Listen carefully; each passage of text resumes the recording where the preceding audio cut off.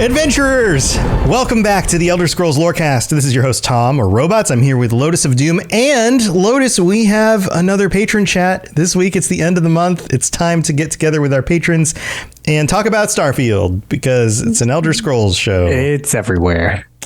It's everywhere.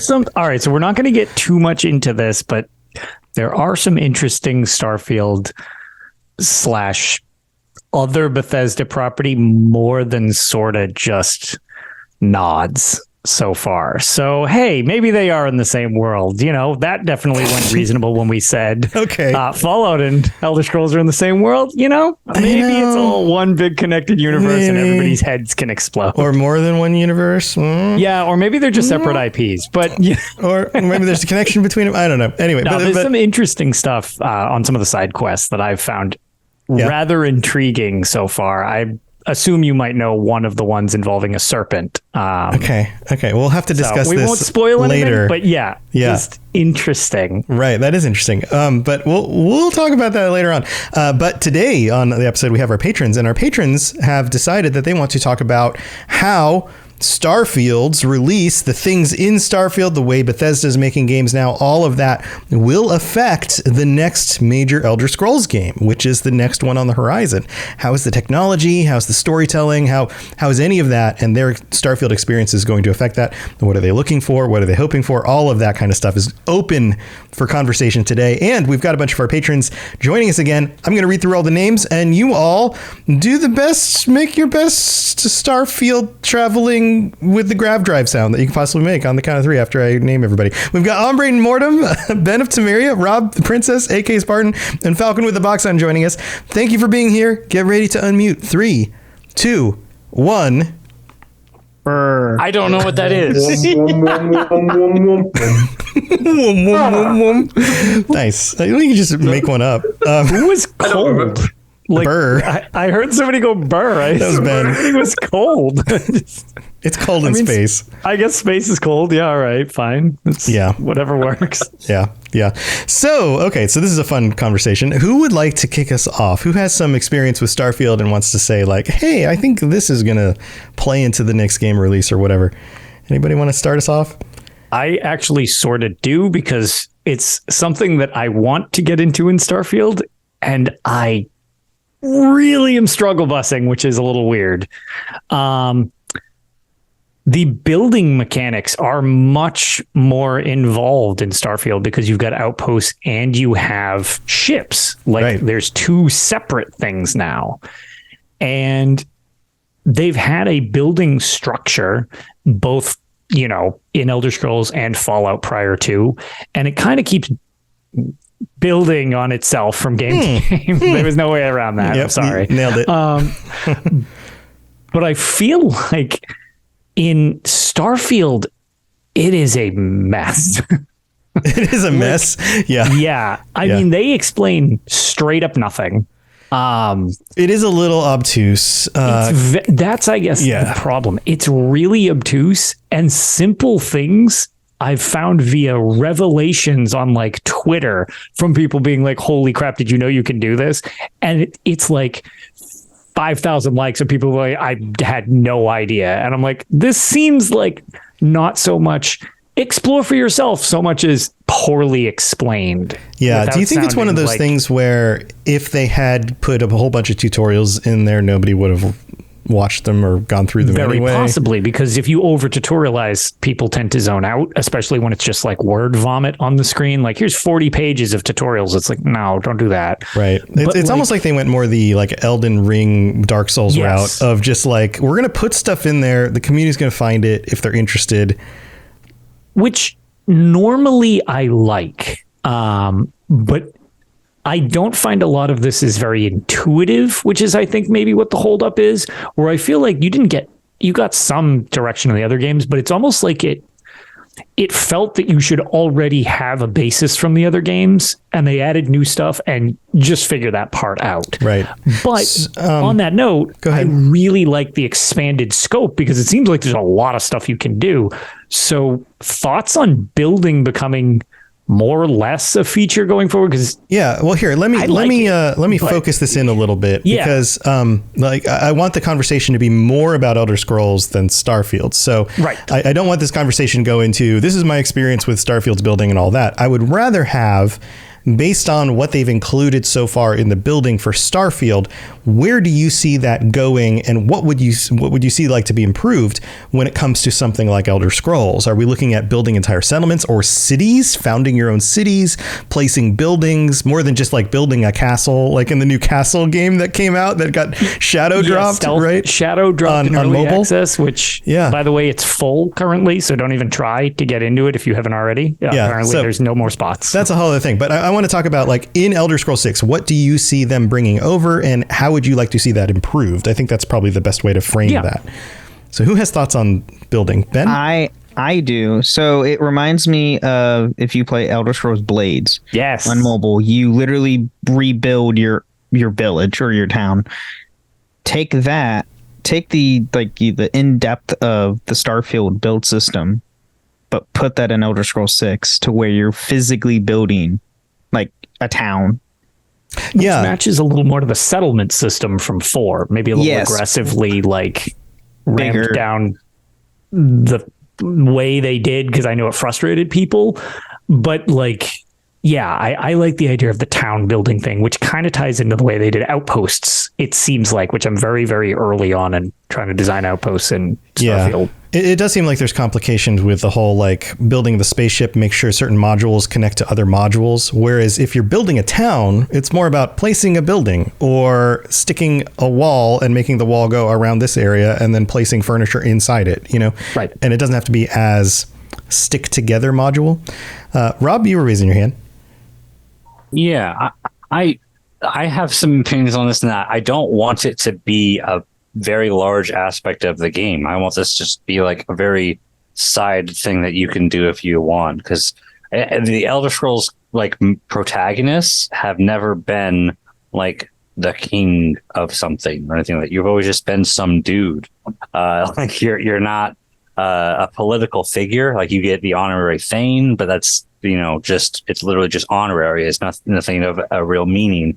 What about like taking over the Mages College, being the head of the Mages College, and then like theoretical, imagine a version of Skyrim where you take over the college, and then now that you are the leader of the college, you can expand the college or repair parts of the buildings and the island structure that is standing on and all of that. That I could get behind. I just don't like it when you're like, oh, I'm going to create a settlement and I'm going to be the leader of this new settlement. And if you wanted to pursue that, having it be an option for an Elder Scrolls character, because it's all about, you know, options, play how you want.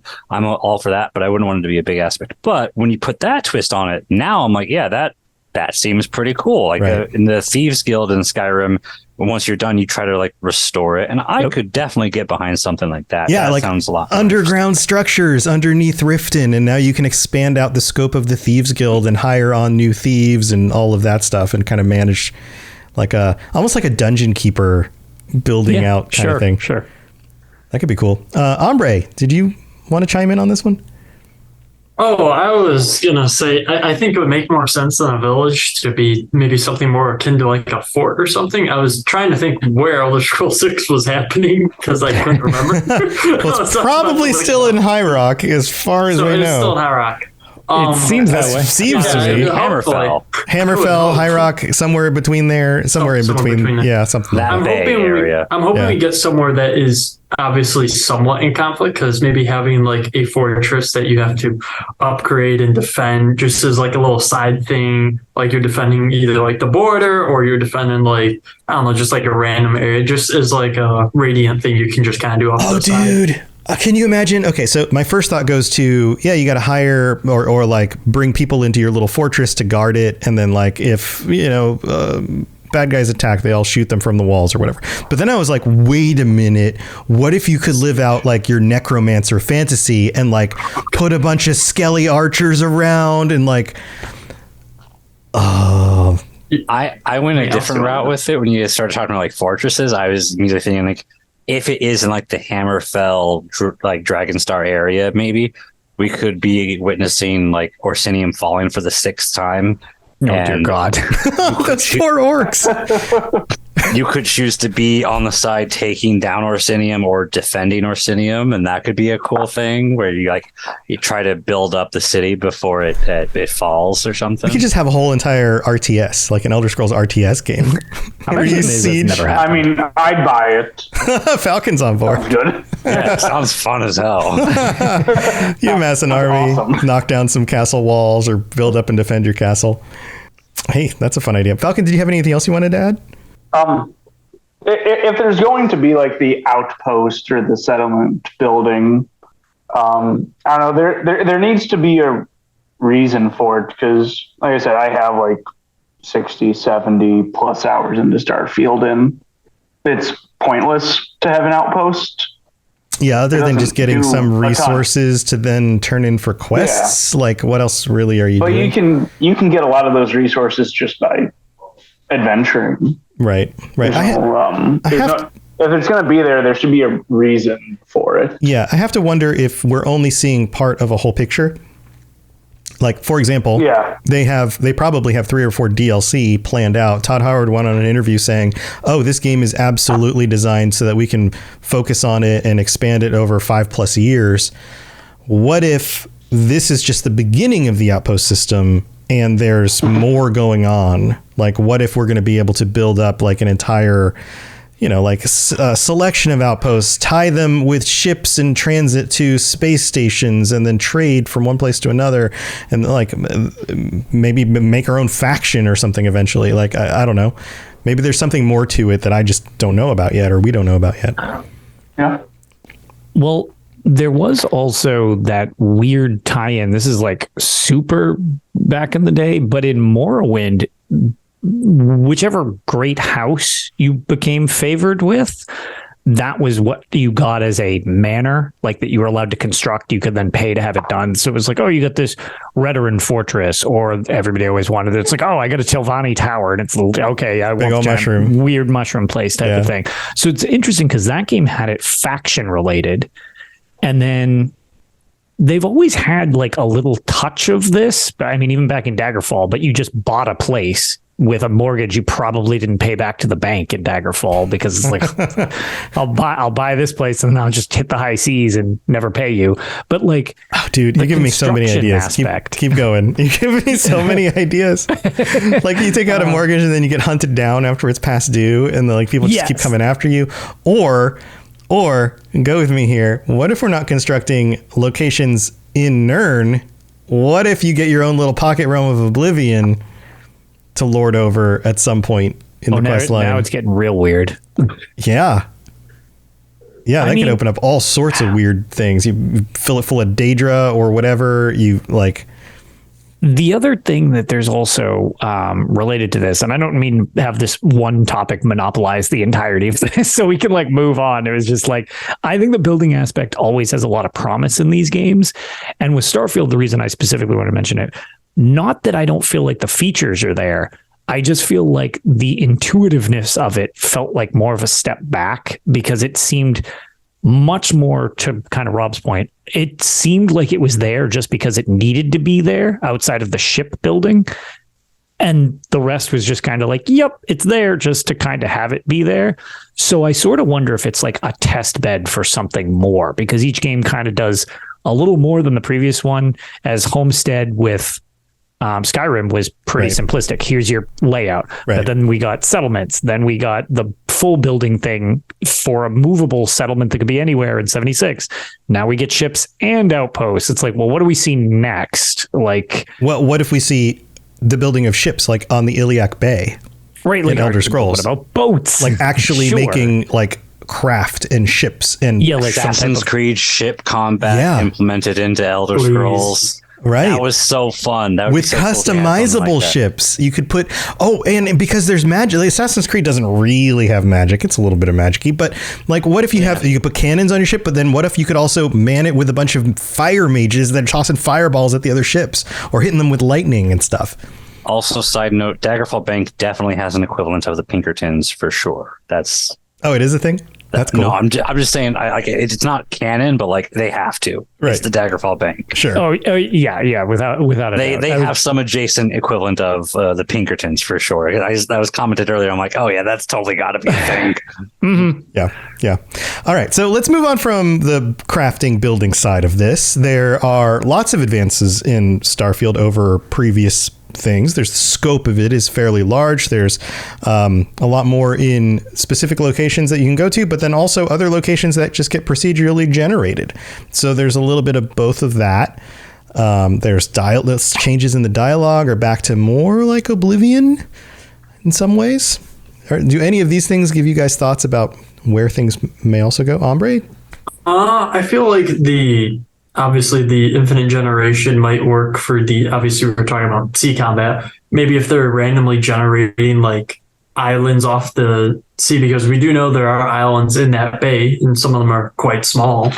They could be doing something similar to that, but otherwise I couldn't really see a use of the infinite generation because as we've seen, every single other scrolls up until now has been very tailored, very detailed. It's if you're walking 30 seconds in a direction, you're running into something. And we're in Starfield, you might be like walking for like a minute or two, and you might not.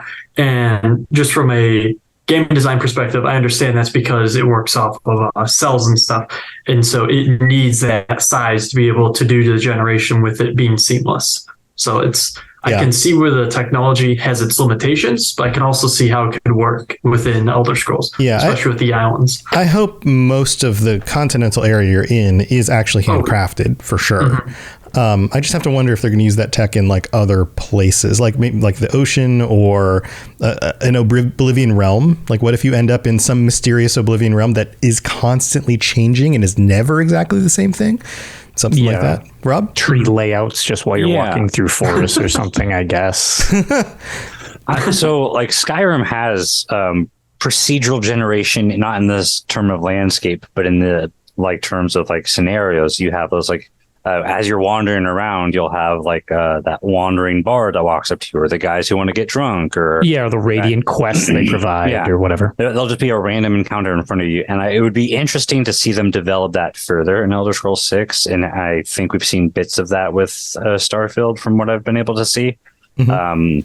And it would be really cool to see like much more bigger and random based encounters by that. If you're going across the ocean, depending on like, do you encounter a sea monster? Do you encounter an enemy ship? Do you encounter a merchant ship? A storm? It'd be really cool to see like bigger random encounters like that. As far as procedurally generated landscapes, I guess I'm just too negative on that one, because I don't like what older procedural generation came up with like Daggerfall. Like, yes, it was the biggest map in the game, but like, it was a whole lot of nothing for the most part. Right. Yeah. And from what we've seen on Starfield, it seems like, yes, there's all these like cool, unique planets, but most of them are just dead planets that you can walk around and see nothing for a good while, and then eventually get something, but it's just a lot of nothing for the most part. So I'm not too excited about like procedurally generated landscapes unless they do something to surprise me with that. But encounters, yes.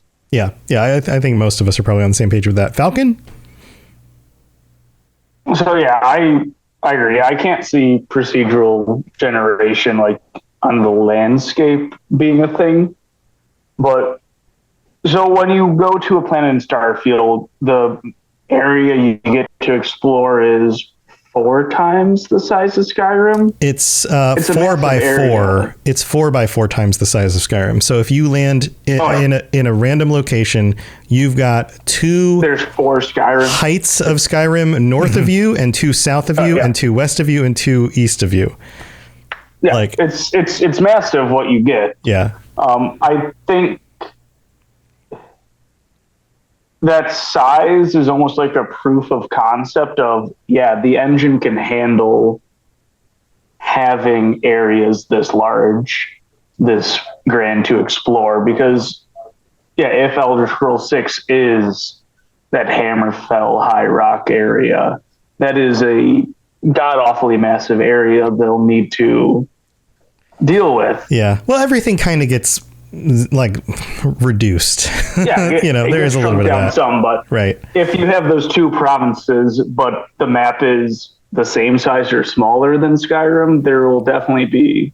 Yeah, I can't imagine they're going to have to go bigger. Like they'll need to go bigger. So right, Skyrim. If I recall correctly, Skyrim and Fallout 4 are roughly the same size area. Fallout 76 is 4 times the size of as Fallout 4. So I would imagine we're at least on that range of size. Looking at Elder Scrolls 6 without any extra, generation. Like if they were to just manually design a big map, I think we're probably going to be somewhere in that scale. That'd be my guess. Ben, did you want to say something?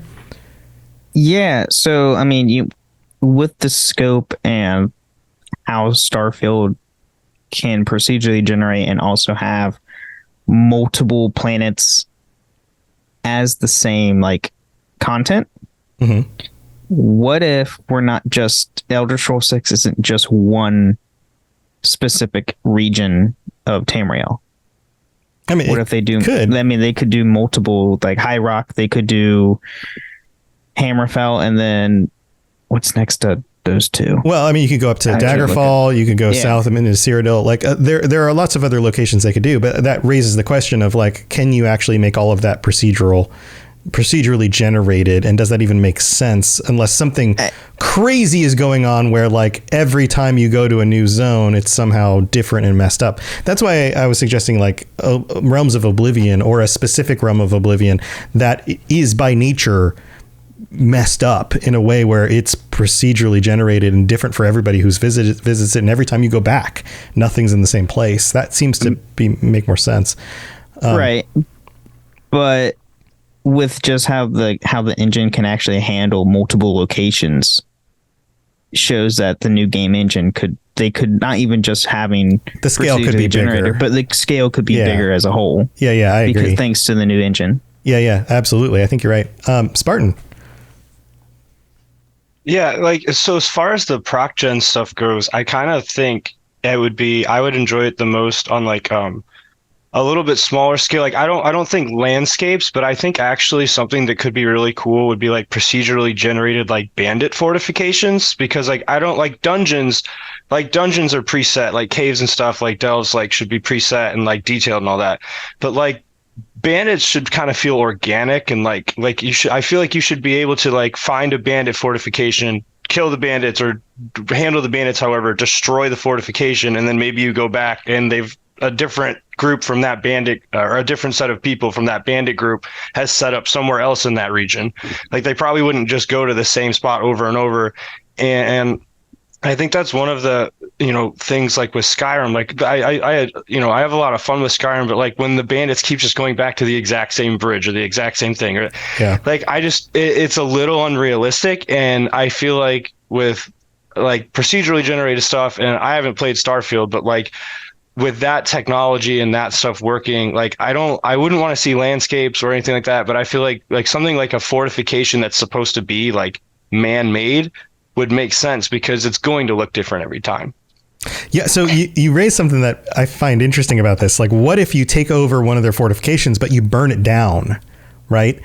But then the procedural generation isn't the landscape, it's we were talking about making buildings and building a town. What if there's procedurally generated forts that are AI generated by the engine, and the next time you're in that area, maybe there's a fort that's just a little bit more north, and some new bandits moved in and generated a place to live with walls that make sense and a keep that makes sense, but it's a completely different design of anything you've ever seen because it was procedurally generated. That could totally be a thing. Yes. So I like that kind of idea where, you can get some variety in the things that might need to be in a specific location, but you get variety in the things that are there. Because again, not to always bring it back to this series has done a lot because it's been around for a long time.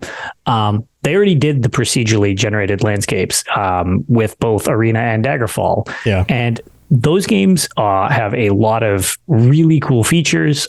They give a great foundation. Daggerfall was way ahead of its time. And to travel in Daggerfall, you fast travel everywhere because there is literally jack all to do. Right. In the procedural generated anything. You just meander through fields of nothingness. Maybe you find a randomly generated cave, but even then, the problem is things are so massive in Daggerfall that meandering like that, you never get anywhere that matters. So in the end, you just fast travel. So like a balance between the things that are procedurally generated are on a smaller scope, but the landscape and the general like area is all handcrafted. Right. But like running into random encounters is kind of a procedural generation kind of thing. But what if there was even more variety in that? Like what if a group of, like in Skyrim, you come across like, the guards, marching slaves across the land, right? And it's always the same amount of guards and the same amount of prisoners being marched around. But what if those numbers changed? What if it was like sometimes it's a big caravan, sometimes it's a small group? What if that variety, the fortress idea, where you have the scope and the exact placement and the design of the fortress and which kinds of bandits or bad guys or whatever are in that spot, is again procedurally generated within a very specific scope of part of the handcrafted map that says procedural generated stuff goes right here.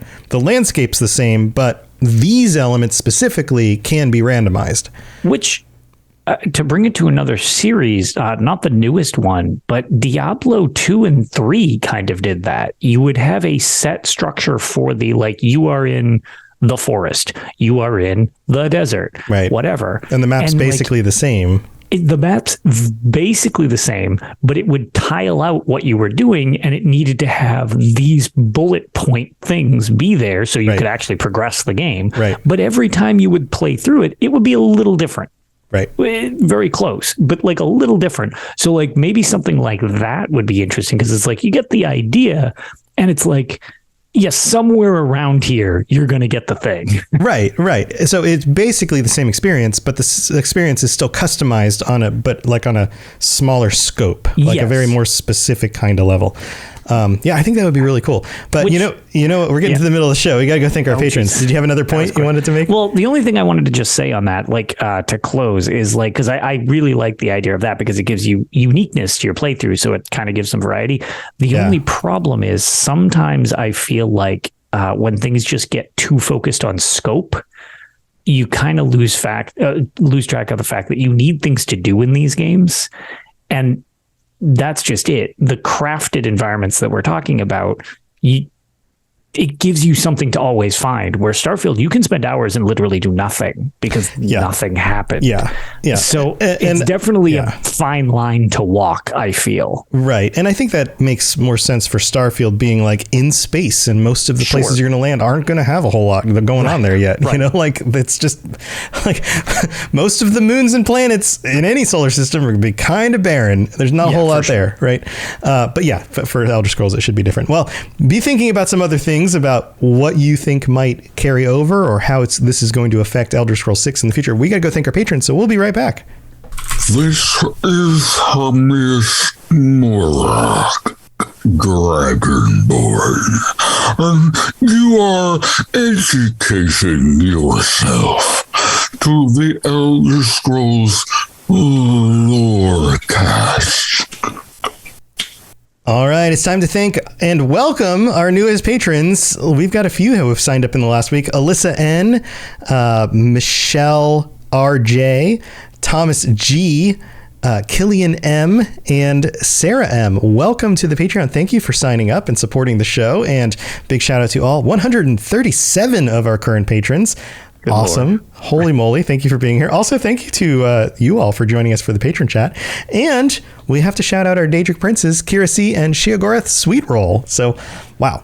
So much support. You guys make this show possible, and Lotus and I really do appreciate it. So thank you for being everybody. Here. Yeah. And Lotus, we got a new review this week. This one comes from Sam Smith Dean Wessend, the man with 4 names, it seems. I'll allow it.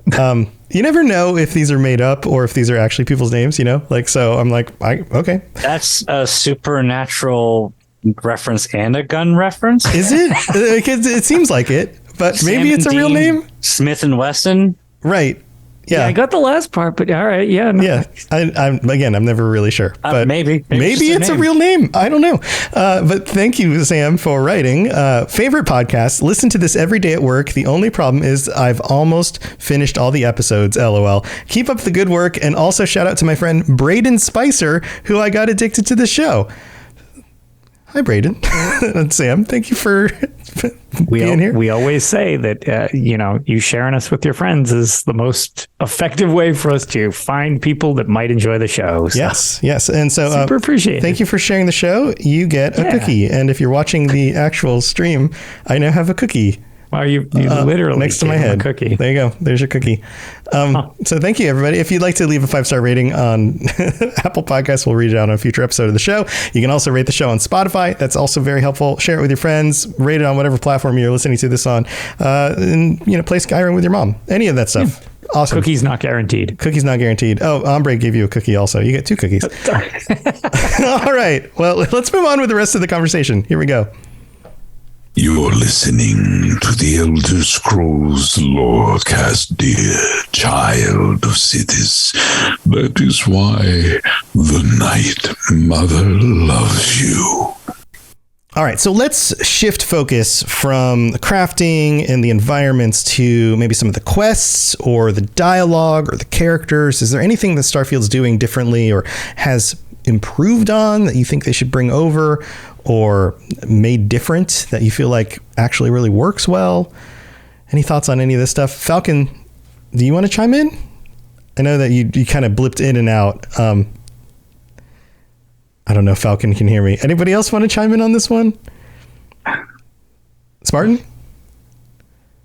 Yeah, so again, I haven't played Starfield, but just I was thinking about with the quests and the procedurally generated stuff, and something that actually I played Remnant 2 earlier this summer, and something that Remnant 2 did was the first 3 areas you go are always the same 3 areas, but the order can change and who you encounter there can change in terms of NPCs and stuff like that. And I think especially with Daedric realms and stuff, or Plains of Oblivion, you could easily have an instance where it's maybe not procedurally generated to the fullest extent. Maybe there's just a couple different preset options, but where maybe you're going to this, a Plain of Oblivion, and for one player, there's a certain group of NPCs and a certain storyline there. But for another player, it's an entirely different thing, because that's exactly what Remnant 2 did. And I think that would be really cool in The Elder Scrolls 6, where, it's not just the places that you're finding that are different, but every player has the chance to experience different stories. And then when you're replaying, you could potentially get one of the other stories. And I just think that would be really cool. So are you thinking little things that happen? The first time you walk into a village, there's one of 3 options for who's going to be where and what people are going to be talking about and that kind of thing? Or are you thinking more you engage in a major quest line for, say, a faction, and it plays out a little bit differently each time? I mean, I think you could do both. I hadn't really put a ton of thought into either. But I mean, I don't think there would be anything wrong with doing both. I think the larger scale quest line would be cool, especially because you could have larger influencing events. So maybe your character plays a more critical role in what is shifting the outcome that you get, whereas the smaller scale, it's just, maybe it's just a difference of NPC. So I think maybe having that agency would be cool in the larger scale stuff. But I hadn't really thought about that, but I really think you could do both. Yeah, I could see that. Ombre? You could tell us doing over there. Yeah. So first off, I swear to God, if we have to do an Elder Scrolls 6, what pretty much amounts to, I think it was a 40-minute intro in which you cannot get out of the intro. It hard gates you. And think about Elder Scrolls 5. It's you have to go through hell again, and then that's it. And then you can go, start whatever you want. Right. If we have to do some 40-minute thing, I'm going to lose my mind.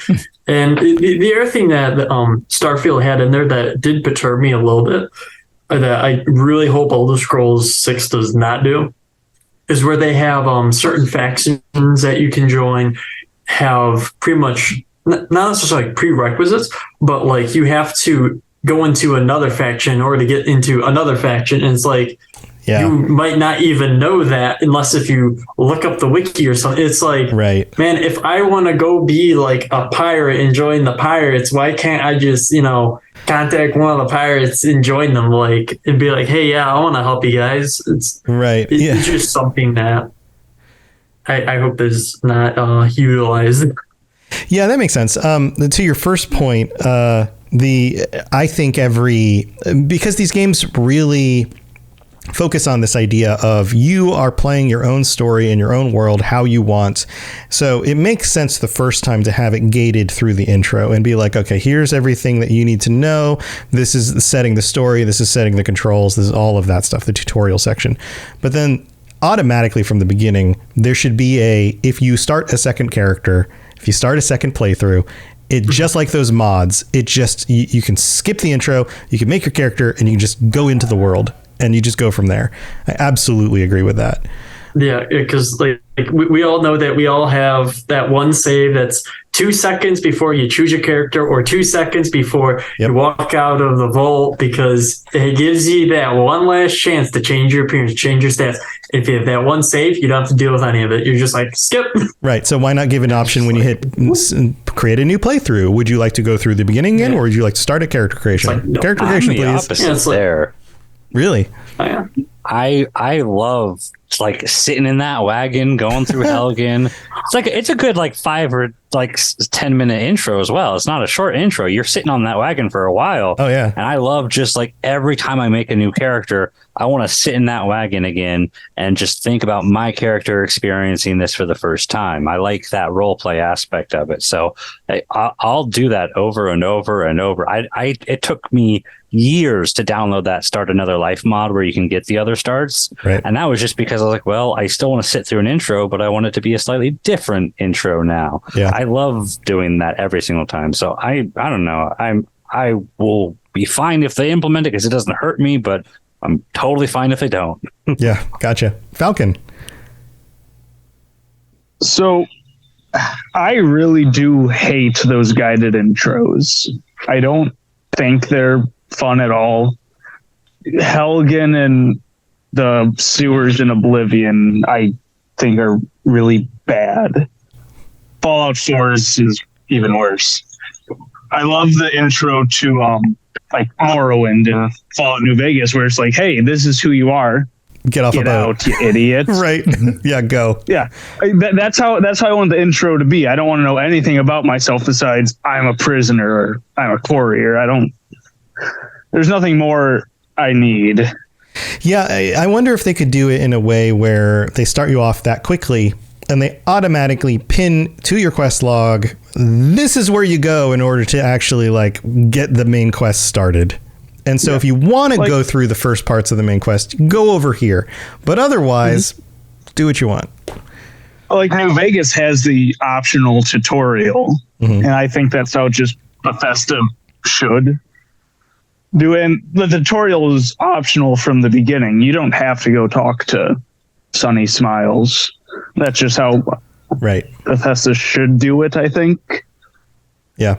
Ombre, did you want to add more? Yeah, I just wanted to add a little more. So to touch on Rob's point, like that is why we want to make it an option. Just so that if you do want to do the role play, you can still do it. But then for everyone else, it's like who's done it like 100 times and doesn't want to see it again, they can. But actually, another point that I added in. Yeah, it doesn't hurt anyone. But the other point was, I remember both of you mentioning the Start Another Life mod. I know there are other RPG type games that have. You know, I noticed this in Starfield. I actually started multiple characters because when I saw, the things with like, like you can like do different things with your characters, like you're a Freestar Collective citizen or like this or that. I feel like they really missed out on an opportunity to have different start points you could have started out at. Because if you were like from the Freestar, you could have started off in like maybe like they could have like 3 different systems that like you start in, and like each one's in different like part of the colonies, and it's like you could have been somewhere else. You could have been you could have started off as part of the pirates. It's like that's kind of a cool idea. Yeah, it requires a lot more work. I think that's really cool, but it is a cool idea. That would be a lot more writing. It is. Yeah, a lot more writing and like a lot more, but I feel like that would just be a nice little quality. Like we're probably going to be seeing a mod for it in the next modders can do it for free. Bethesda can do it for a paid game. It take 45 years to make these games. Yeah, it all depends on the scope. One of those 45. Right. right? It depends on the scope of like, Now, how is in-depth it it valuable wants to enough do it, to add in as opposed to that's other an interesting things? idea to really make your character feel unique, though, from that perspective. And without leaving this topic, one thing that, again, this will be spoiler free because I have not actually done this, so I couldn't spoil it if I wanted to. But tying into the story idea, these games kind of go on forever, but Starfield has a New Game Plus. What are people's thoughts on having New Game Plus as something part of the series for games? Or do you like it to just let you roam forever? Well, the New Game Plus plays into the story of Starfield. I've done the New Game Plus. Yeah, let's not spoil it for everybody. Wish I did not. Yeah. So that's all I'll say. Right. Yeah, I was going to say, keep it nebulous. Basically what happens is it doesn't make sense. Well, Bethesda games is what I'll say. For the story, it does, but for what Bethesda makes, it seems odd. I could go either way. I think it's one of those things that gives you another option for how you might want to play through it, as opposed to just continuing the same character. So I think there can be some value there. You would have to, it makes sense in Starfield because it plays into the story. Basically, you get to a point in the game where you can get some things that you otherwise don't get, but you also go back and can replay through parts of the game again due to a big story reason.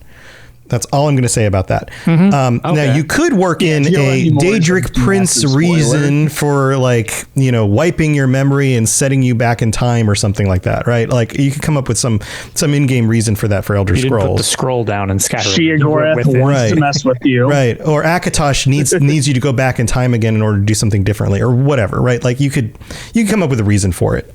So another game that I've in Diablo 2, when you beat Diablo, you could choose to restart the game at a much higher difficulty and still have your loot at the end.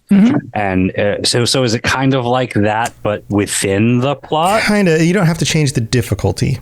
There's a plot reason for doing it, and then you can go through things and make different decisions. But it's not. It's the big thing there is it's not the end of the game. You're still in the story at this point, or you have ended the game and you can start over. It's like you're branching into a different variation of the story. We'll just say okay, interesting. I'm not trying to get spoilers. I'm sorry. I know. I'm purposely being hard vague. to discuss with it's hard to clarify without spoiling it because I only know some of it, and I'm like, it is man, I don't want to know more, but I do. Anything on it.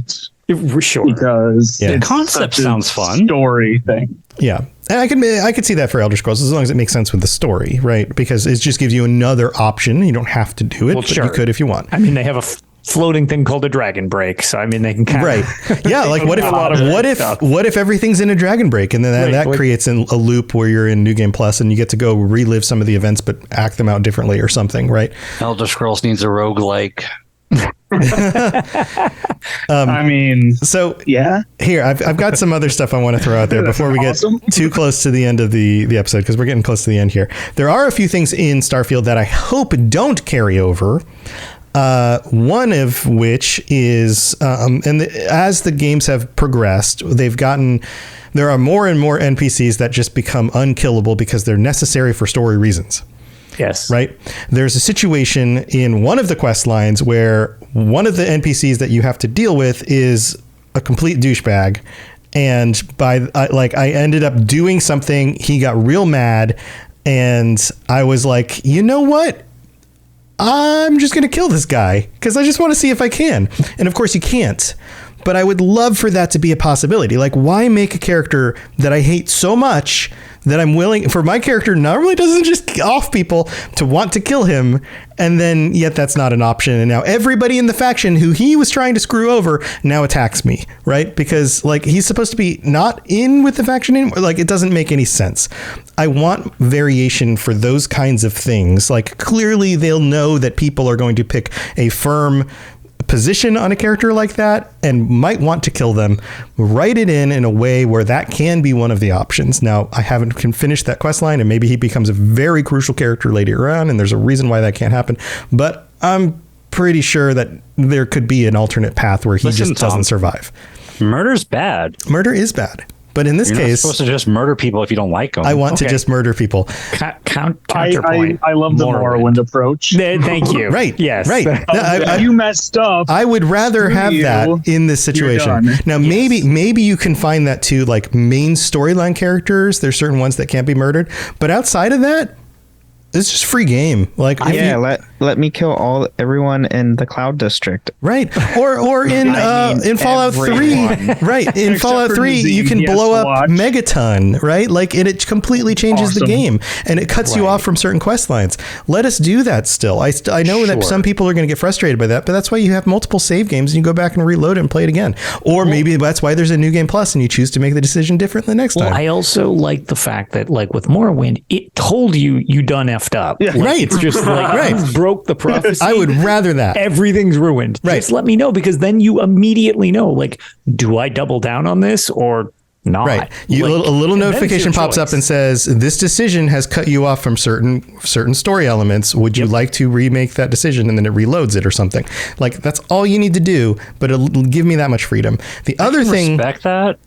Go ahead. The other thing I really want, and I'm just trying to get these in here before we have to wrap up. The other thing I really want is, and I understand why they did this for Starfield. In Starfield, you go to different planets. Different planets have different times.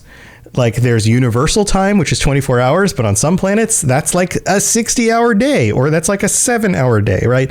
Times are weird in different places. So they took out the whole, certain people go through, like everybody goes through their own like daily routine.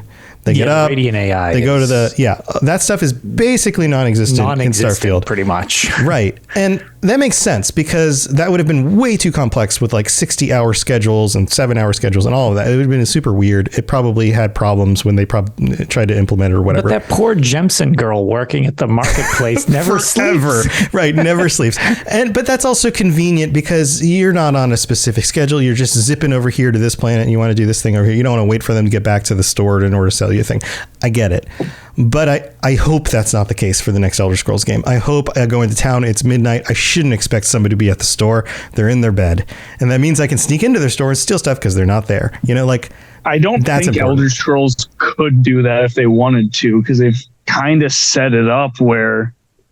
I mean, they could. You expect that. They could. They could. People would be like the upset. Expectation is there. Right. Yeah. Oh, yeah, it's 8:30. I can't sell anything now. Yeah. Going back to our midnight at Denny's conversation at the beginning of the show.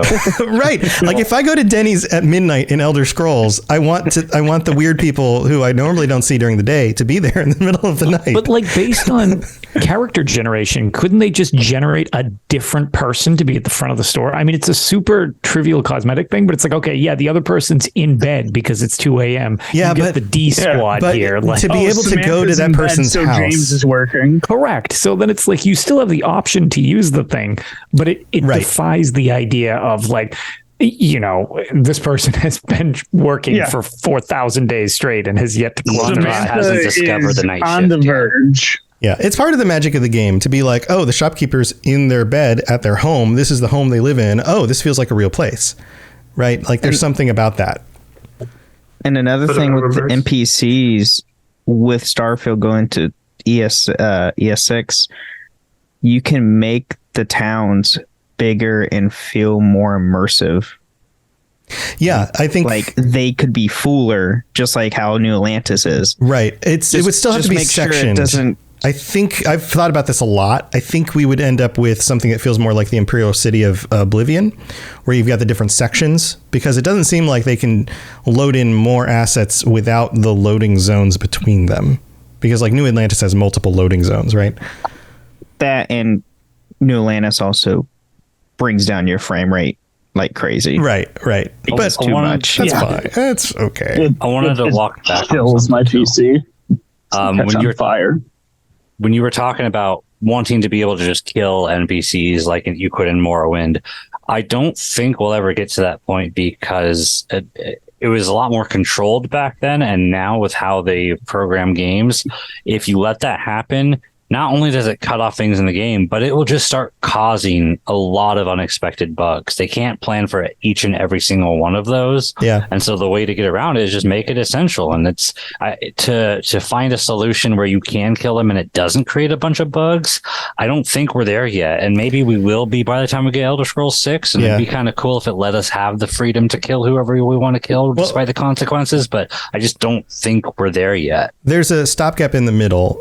It's not the kill anybody you want, and it's not the what we have now. It's the if you play through this specific quest line and this person seems like a douchebag, then write a version of the story where if I shoot him, the story goes in a different direction. So every Nazim needs to have a backup plot. Yes. I mean, douchebag is like kind of subjective. It is. It is subjective. You're right. It is subjective. It is. But like, I think Vivek is cool. Yeah, I still. And you're wrong for it. Right. Wrong. Yeah. Right. But maybe wrong. He's awesome. Maybe there's just more variation in that. And maybe that's what I'm asking for is variation in the way the story actually plays out. Right. Because right now it seems very black or white. If I do something that upsets this faction, they all get mad at me and they attack me. And I either give up on that quest line or I reload and then go through the rest of the story. Like it's one or the other. So essentially you're asking Bethesda to do more branching plot lines for specific quest lines. For specific, yeah, and I don't want for everything. And this could obviously this could multiply very quickly. I'm not saying across the board for everything. I'm saying for very specific quest lines or maybe just the major ones. Give me a slightly more branches and options for where things go based on killing somebody, based on dialogue, based off whatever. Like not to bring in my new favorite game, Baldur's Gate 3 or anything, but they've been so good. doing a they really do it good well. job at that specific thing. Right. That's what I want.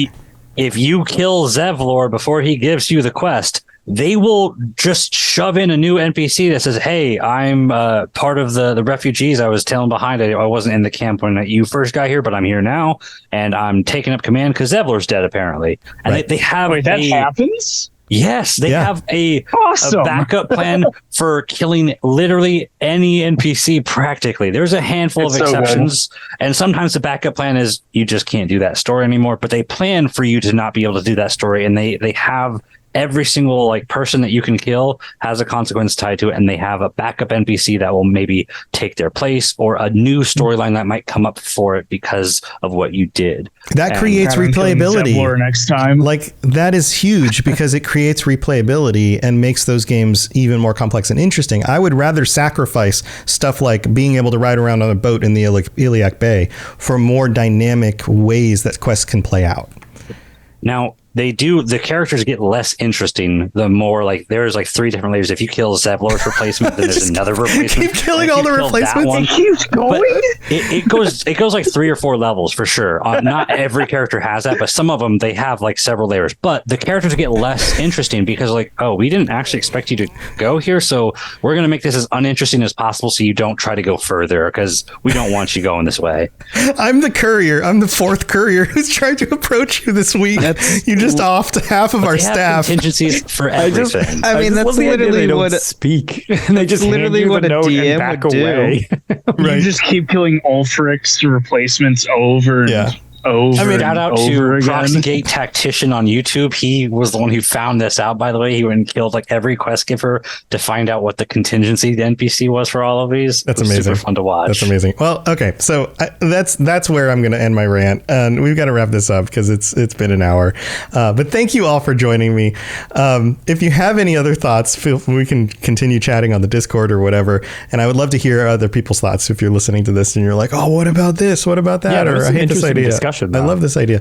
And we can always talk about the next Elder Scrolls game and what we do or don't want, right? Like this conversation is going to come back up probably in the next 4 or 5 years before it comes out. So that'll definitely be a thing. But thank you for joining me. Let's go back through. Based on the leaks, we might get it soon. Maybe. No, that was a game plan from pre-pandemic. Yeah, like that's old. Yeah, so. It's not accurate at all anymore. But I'm going to go back through. Let's, if you've got something you want to shout out, something you want to share with the internet or whatever, or just if you want to say thanks for being here, feel free. Let's start with Ombre Mortem. Thanks for being here. First one here. That was the first one here, I guess. So I've been streaming a little bit more. So if you guys want to watch me, I stream I try to stream every day. I won't be streaming this weekend. I'm doing some stuff, but Monday I'll be streaming again. I'll also be streaming tomorrow, stuff like that. But anyways, that's all. I'm just streaming a bunch. Nice. Awesome. Well, good luck with the streams. Thanks for joining us. Ben of Temeria, I know you've got a few shows now. Yes, yeah, I do. So I am the host of Holocron Histories, Star Wars Canon versus Legends, the Final Fantasy Lorecast, the Wizarding World Lorecast, and now I am a perma host on the Witcher Lorecast with Toasty. Yeah, congratulations. I stepped down in order to focus more on the Starfield Lorecast, and so Ben has stepped up, and hopefully that goes really well for you guys. That's Ben's exciting. becoming the new Tom. Yeah, you're the new Tom, Ben. I will give you Ben's been working on that for a while. my funny shirts. I don't know what else I have to hand over.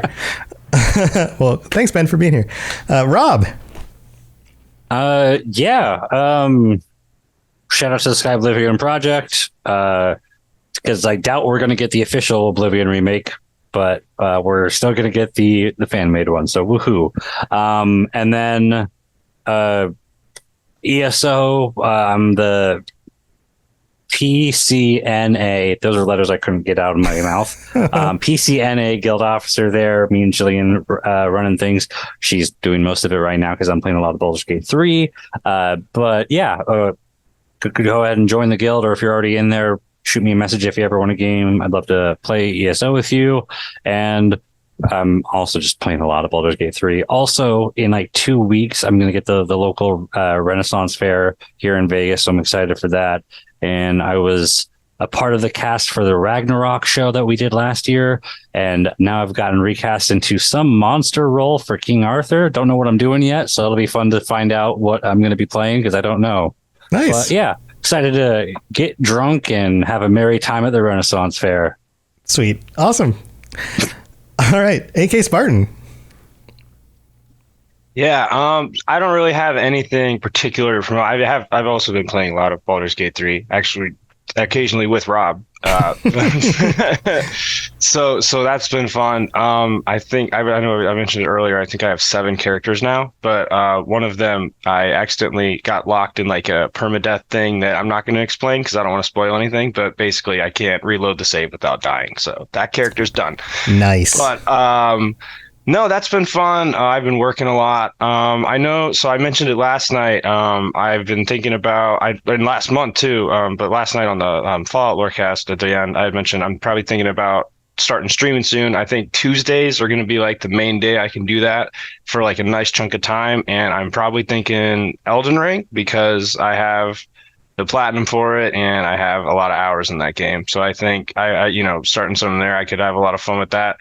Doing like weird build playthroughs like and stuff. Just kind of whatever. I feel like I know that game pretty well. So like I haven't really streamed or anything yet. I just got my setup earlier this year and started doing this stuff. So all punching really build, only punching. I was I usually play like a faith build, different incantations and such. So I just don't want to do that because I feel like I know how to do that like a little too well, and I kind of want to mix it up a little bit. But yeah, that's kind of what I'm cooking up.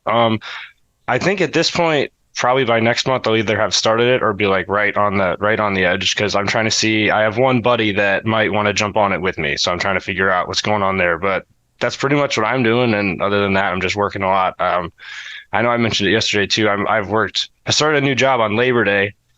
I'm on tomorrow is day 25 of 25 days straight since I started. And then Saturday is my birthday, and that's my first day off. So I'm looking forward to that. Well, happy birthday. That's going to be like, I was to say, happy birthday. Best birthday. Finally getting a day of rest. Yeah, no, it's been a lot, but I'm done at 5 most days. So I haven't like lost a ton of sleep. I'm actually on a decent schedule, but it's been a lot. Yeah. Wow. All right. Well, good luck with all that. Thanks for making time to be here. And then Falcon with the box on. Thanks for joining us. Hi. Thanks for having me. I don't do anything. I've been playing a lot of Baldur's Gate 3 just by myself because I don't like playing with people. I don't like people, humans. I don't like people. But I received what is a weird maybe compliment. Okay. So I was checking out at Zoomies, that skate shop. And the cashier said to me, Hey, no offense or anything, but has anyone ever told you look like Jonah Hill? Not the fat one, but like Wolf of Wall Street, maybe. Oh. Okay. I'm real thrown off by the no offense. But yeah.